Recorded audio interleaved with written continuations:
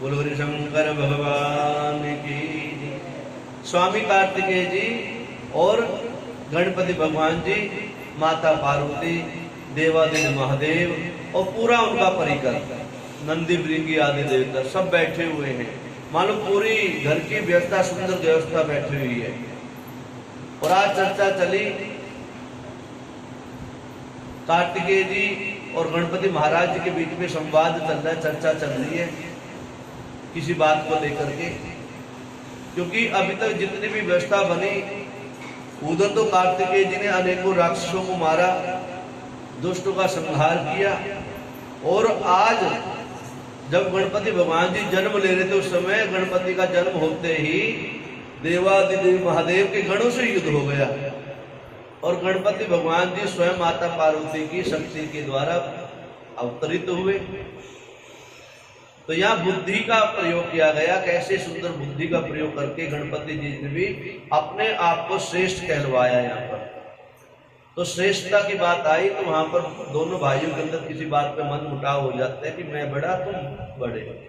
दोनों कहते मैं बड़ा, वो कहते तुम कैसे बड़े, मैं ऐसे बड़े, मैं माता ने सृजन किया मेरा। तुम कैसे बड़े, मैं भी पिताजी के द्वारा पैदा हुआ हूँ, हम दोनों हैं ही। अब दोनों में मतभेद हो गया तो इकट्ठे बैठे माता पिता के सामने प्रस्तुत हुए, चर्चा चली। अब छोटा किसको बताया जाए, बड़ा किसको बताया गया, संशय ये था। आयु का छोटा और बड़ा नहीं कहा गया शास्त्रों में। कहते हैं यस्य कस्य प्रसूतोपि गुणवान पूज्यते नरः, यस्य कस्य प्रसूतोपि, कहते किसी भी जाति का हो, किसी भी प्रसूता के गर्भ से जन्म लिया हुआ जीव हो, यदि उसके अंदर गुण है, ज्ञान है, वो श्रेष्ठ पद है, उसको पूजने का उसका अधिकार है, सबको उसका पूजन करना चाहिए। यस्य कस्य प्रसूतोपि, किसी भी जाति का हो, किसी भी प्रसूता के गर्भ से जन्म लिया हुआ जीव वो पूजने के योग्य है, उसका पूजन करना चाहिए, उसके प्रति अच्छा भाव जागृत रखना चाहिए, उससे ज्ञान प्राप्त करना चाहिए। फिर ये नहीं देखना चाहिए ब्राह्मण का पुत्र है, क्षत्रिय का पुत्र है, वैश्य का पुत्र है, शूद्र का पुत्र है, नहीं, ज्ञान ही होना चाहिए, उसके पास वो पूर्ण ज्ञान होना चाहिए। और यदि ज्ञान नहीं है तो छोड़ देना चाहिए, शास्त्र ये कहते हैं। तो शास्त्रों की मर्यादा रखने के लिए देवादिदेव महादेव भोले बाबा ने युक्ति सजाई। क्या युक्ति सजाई? भोले बाबा ने कहा भैया देखो ऐसे तुम लड़ा मत करो, एक युक्ति सजाते हो, उस युक्ति का बुद्धि से प्रयोग करना, अपने ज्ञान और विवेक का प्रयोग करना। क्या भैया वही बड़ा माना जाएगा जो सृष्टि की परिक्रमा करके आ जाए, पूरी पृथ्वी की परिक्रमा करके आ जाएगा ना, सबसे पहले उसको बड़ा माना जाएगा। अब गणपति जी भी तैयार और स्वामी कार्तिकेय भी तैयार, लेकिन गणपति भगवान जी छोटे से चूहे के ऊपर विराजमान रहने वाले मूषक की है ना, लंबा पेट, छोटा सा मूषक और इतना बड़ा हाथी का मुख लगा हुआ। हाथी के मुख में 100 किलो वजन, 50 किलो तोंद में वजन गणपति महाराज की लंबोदर, ठीक है ना। और भोग लगा के बैठ जाए तो फिर तो कहने क्या, चूहा बेचारा देख के महाराज कहाँ बैठोगे। हाँ, ये बड़ी ज्ञान की बातें, सोचने वाली बातें बताते हैं।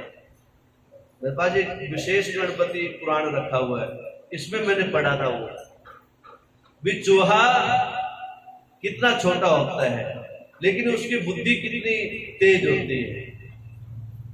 कितना भी जाल बुन लो आप, कितना भी बारीक जाल बुन लो, कितना भी मोटा जाल बना लो, चूहा अपनी बुद्धि लगा के उस जाल को काट लेता है, उस जाल में कभी नहीं फंसता चूहा, कितने भी हो।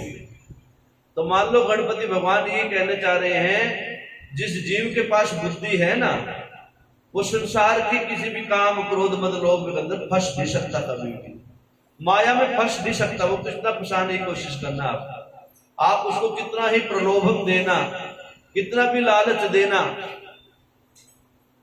जो गणपति का पूजन करते हैं, जो गणपति भगवान का पूजन करते हैं, अर्चन करते हैं, कहते हैं उनके पास में इतनी कुशाग्र बुद्धि होती है, इसलिए अपने साथ में चूहे को रखना चाहिए। चूहा मतलब वो सूक्ष्म बुद्धि, ऐसा नियम, ऐसा तर्क जो संसारिक तर्क को काट सके, संसार के मोह और बंधन से आपको पार ले जा सके। और गणपति महाराज जी तो कहते हैं खाओ पियो। और गणपति भगवान जी के विषय में और बताएं, गणपति भगवान जी जो प्रार्थना करते हैं, गजाननम भूतगणादि सेवितम, ठीक है ना, कपित्थ जम्बू फल चारु अक्षण, कहते कितना खाओ कोई दिक्कत नहीं है, खाने की कोई दिक्कत नहीं है, कितना खाते रहो, लड्डू 1 किलो खा जाओ कोई दिक्कत नहीं है, लेकिन लड्डू 1 किलो जब भी खाओगे जब चूहे जैसी बुद्धि रखोगे। और निरा ये भी नहीं लड्डू ही लड्डू खाने। फिर भगवान जी ने कहा कपित्थ जम्बू, कपित्थ जम्बू खाया करो, जामुन खाया करो, ठीक है ना, जामुन होती है, जामुन अब शुगर के जो पेशेंट होते हैं ना सबको कहते हैं जामुन खाओ भैया, करेला खाओ, आजकल तो सिरप बने आ गए बोतल में पैक होके, केवल जामुन के, अमरूद के, करेले के अलग अलग आ गए, उनको खाते हैं। सिरप मैंने हाँ बोतल में आता है पीने के लिए, 1 चम्मच रोज पी लो, और यहाँ से जो प्रसाद मिले लड्डू का उसको खाओ और जाके 1 चम्मच अपना पी लो, फिर शुगर नहीं होगी। बोलो हरि शंकर भगवान की। हाँ, एक दिन के लिए बताया गया कि रोज खाने लग जाओ, लेकिन ये जरूरत भी जितनी है उसको आप आगे नहीं बढ़ने देगा वो कपित्थ जम्बू। इसलिए गणपति महाराज को सबसे प्रिय है ये, इसलिए गणपति जो प्रार्थना करते हैं गजाननम भूतगणादि सेवितम कपित्थ जम्बू फलचारु भक्षणम उमासुतम शोक विनाशकारकम। हे उमासुत, हे गौरी के नंदन, गिरिजा नंदन गणपति भगवान, आपको बार बार वंदन करते हैं, हम बार बार नमन करते हैं। इसलिए गणपति भगवान का पूजन करने का सबसे बड़ा महत्व यही है कि गणपति जी ने सारे अपने जीवन में मर्यादा बताई गई है, खाने की मर्यादा बताई गई है। कहते मेरा लंबोदर ऐसे नहीं है, मैंने बताया है दुनिया के सारे विष को पी जाओ, दुनिया के सारे जहर को पी जाओ, लेकिन नियम में रहना, बुद्धि से प्रयोग में रहना, बुद्धि का प्रयोग करके रहना, फिर आपके सारा जहर जो है ना कुछ नहीं बिगाड़ेगा।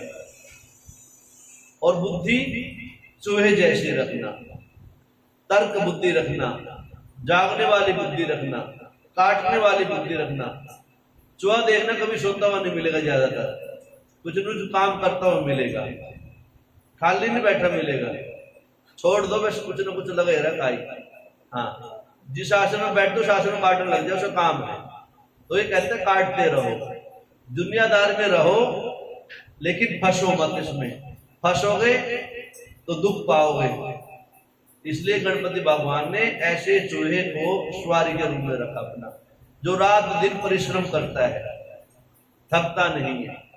फिर कितना मीठा खाना, परिश्रम करना, मीठा खाना, फिर कोई शुगर नहीं होगी। अब इस प्रकार से बुद्धि की बात बताई गई, ज्ञान की बात बताई। इसलिए कहते हैं ज्ञानी आदमी श्रेष्ठ आदमी होते, ज्ञानी आदमी के सामने झुका जाता है, झुकना भी चाहिए, क्योंकि ज्ञान के बल से झुका रहा है वो आपको, और ज्ञान के द्वारा ही हमारे संसार में जिसे भी प्रकार के विकार है उनको दूर करवा रहे हैं। बोलो गणपति भगवान की। अब इस प्रकार से स्वामी कार्तिकेय जी और गणपति महाराज जी को यह आदेश हुआ कि पृथ्वी माता की परिक्रमा करके, पृथ्वी माता की परिक्रमा करके जो आ जाएगा वो श्रेष्ठ कहा जाएगा।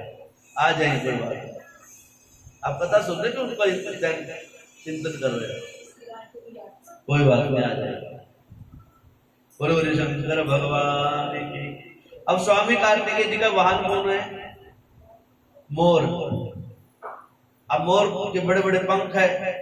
स्वामी कार्तिकेय जी कहा, देखा जितनी देर में और बात करूंगा उससे पहले आदेश दिया मोर को, चल भैया परिक्रमा करने चलते हैं। मोर पे स्वामी कार्तिकेय जी बैठे और परिक्रमा करने के लिए भाग लिए।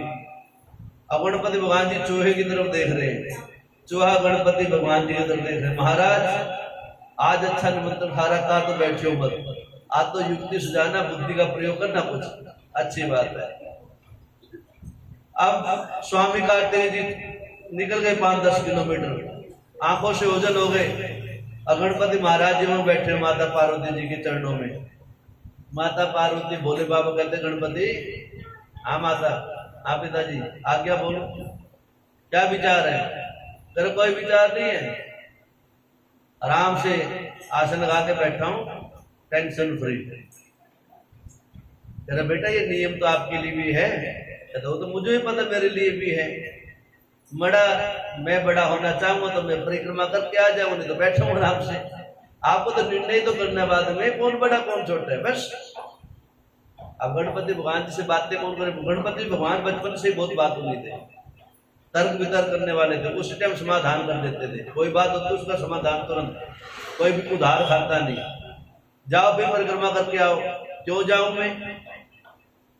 डांटने लगे, गणपति जी क्रोधित हो गए, नहीं जाता। अरे मेरा मन करे जाऊं, ना जाओ तो मत जाओ, तो जबरदस्ती थोड़े नहीं जाता मैं, करो क्या करो मेरा। क्रोधित हो गए गणपति महाराज। कहते ये तो अच्छा हुआ, ठीक है भैया, जैसे तेरे, हाँ जो तेरे मन में आए वो कर लेना। हाँ तो ये बोलो ना, वो बड़ा तो ठीक है, बड़ा है ना, तो उसमें क्यों मैं क्या करूंगा है? और मेरे को बड़ा बनना होता है, अपना काम करूंगा। वो थोड़ी देर में आनंद लिया, बैठे रहे काफी देर तक। अब आज थोड़े पृथ्वी को छोटी थोड़े कई वर्षों लगेंगे परिक्रमा। और मयूर भी कोई ऐसा वाहन तो है नहीं भी, क्योंकि मोर के पंखों में इतना वजन है, वो थोड़ी दूर चलता है तो थक जाता है, आधे किलोमीटर थक जाता है मोर, मतलब 100 मीटर भी मोर जो है उड़ नहीं पाता। वो तो स्वामी कार्तिकेय जी शक्ति थी उनके साथ में, इसलिए कहते जल्दी आने वाले नहीं भैया, मैं जब तक सोऊंगा, खाऊंगा, पीऊंगा, आनंद लूंगा। संध्या का समय हो गया, भजन पूजन लग गए भगवान जी, गणपति भगवान जी करने। माता पार्वती भोले बाबा विराजमान। कहते माता जी, पिताजी आज्ञा हो तो फिर मैं परिक्रमा कर लूं। अब कर लो बेटा। अब उन भगवान जी सोचा अब चलेगा ये इतने चूहे क्यों लेके, अब चलेगा। कहता हाँ मैं अब चला। चलो चलो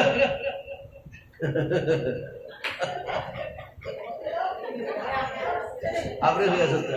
बोले गणपति